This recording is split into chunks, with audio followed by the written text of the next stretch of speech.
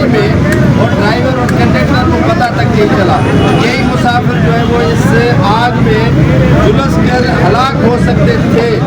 बर वक्त अगर ये गाड़ी नहीं रोकी जा सकती तो ये बड़ा हादसा रूनुमा हो सकता था। और आप देख सकते हैं कि खवातीन भी इस ईंधन में आ चुकी हैं और वो खवातीन जो अपनी जूतियाँ और दीगर अशिया छोड़कर इस गाड़ी से फरार हुई थी। और इससे दावा के बरक्स जो दावा होता है वज़ीर ट्रांसपोर्ट सिंध की जानिब से कि हमने कराची के शहरियों को बेहतर से बेहतर ट्रांसपोर्ट की सहूलत दे दी है।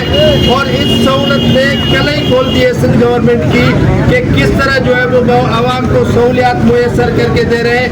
गाड़ियों की सर्विस तक नहीं होती है और देखभाल नहीं होती है, जिसकी वजह से आए रोज या तो ये गाड़ियाँ खराब होती है या इनमें जो है वो आग लग जाती है।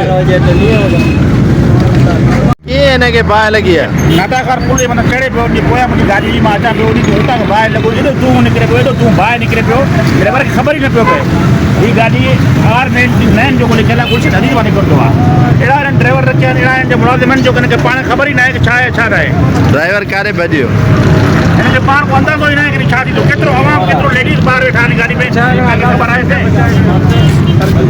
ए हालत गाड़ी बिया रहा था धुआं है, आग लगी है इस पीपल्स बस सर्विस में।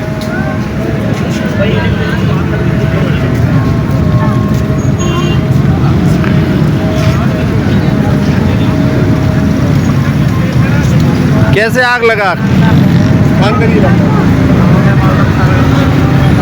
ये तो सब चाहिए